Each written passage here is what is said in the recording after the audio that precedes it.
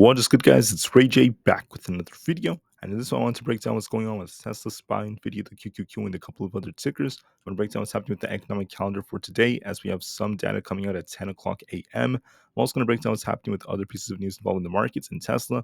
But before I do anything like this, let me just mention a couple of things.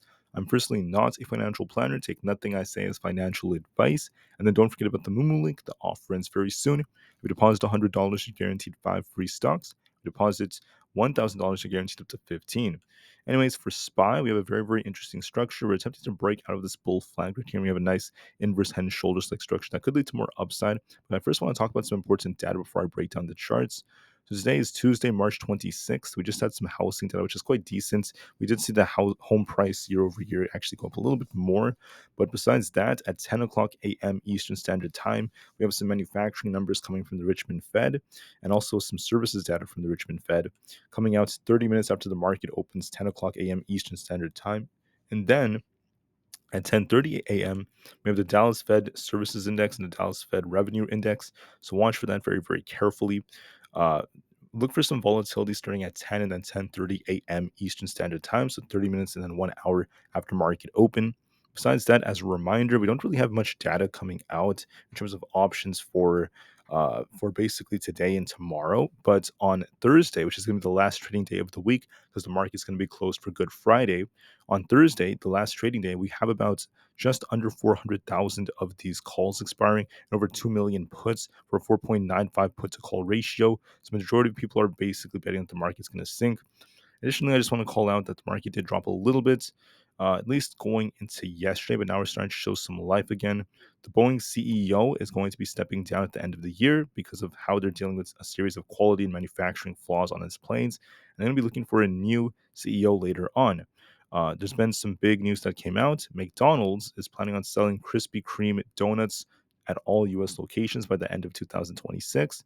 The rollout could start later this year, but it may take some time as the distribution techniques could be changing.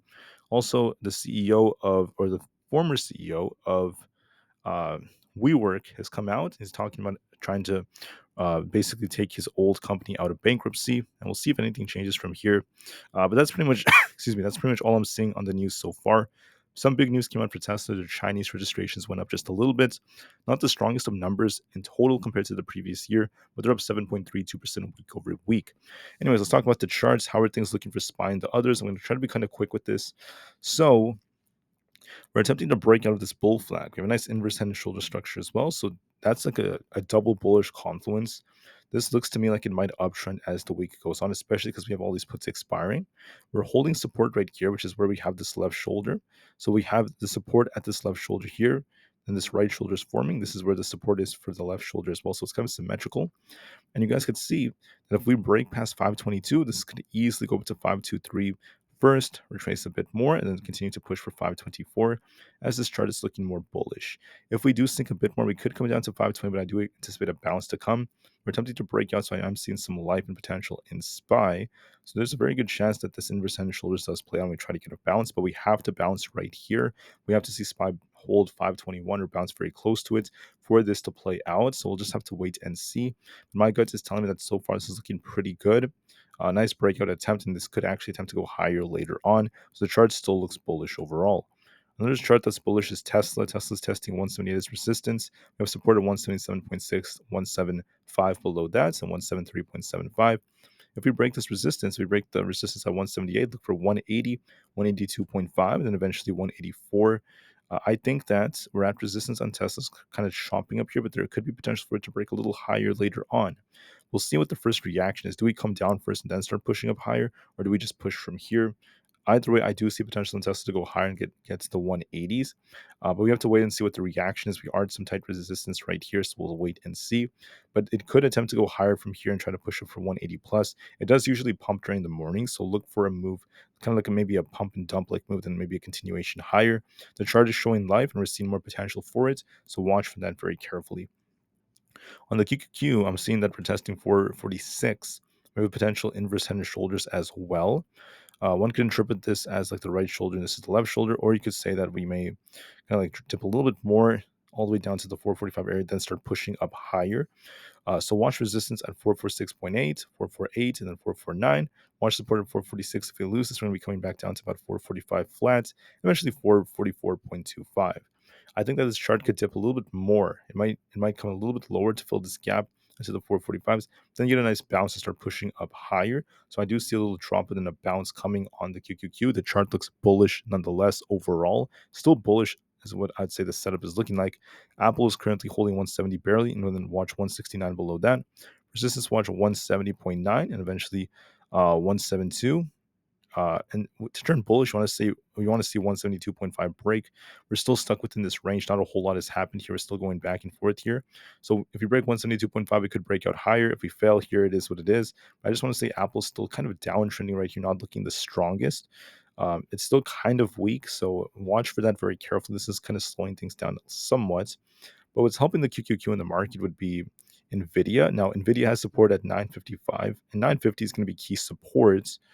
And then if we do lose that 950 area, we have support right here in the 940 zone, depending on where we end up testing this White's trend line.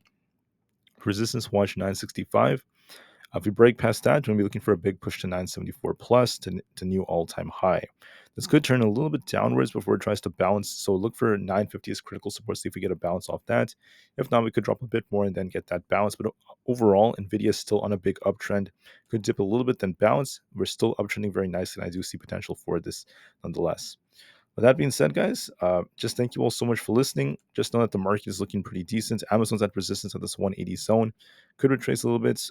If we do retrace to 180 flat, we do have a gap to fill, but watch to see if we get a bounce from there. So look for a little retracement and a nice bounce. Amazon's looking pretty good. Meta as well. Meta has a potential flag forming as well right over here, you guys can see. So I think that it's very possible that Meta attempts to break out, but we're still kind of range bound too. So I would say that Meta could retrace a little bit more, retest 502 before it tries to bounce. But so far, it's looking pretty good, even off this potential flag like setup. So not bad from Meta. We'll just have to see how things go from here moving forward. And we'll just be very patient nonetheless on all these different charts. I know a lot of people are still interested in super micro. I said in my previous video, this thing is going to test 1100. We're very close to that. We're showing a lot of life. So look for a test of 1100 very soon. We have a nice inverse head and shoulders. We're looking pretty good in my opinion. Anyways, that is it for the video. Thank you all so much for listening. Have an absolutely incredible rest of the day. Remain calm, cool, and collected, and just know that it's going to be a very, very interesting week. Remember, the market's going to be closed on Good Friday. There's not going to be trading on Good Friday, so we just have a couple days left for the week before we get that nice holiday. A lot of people are on vacation, so the volume is not that crazy high in the markets. So we'll see how it goes. Anyways, take care, guys. Do what you have to do. Tesla the market to the moon because the long term is still very bright. And peace out.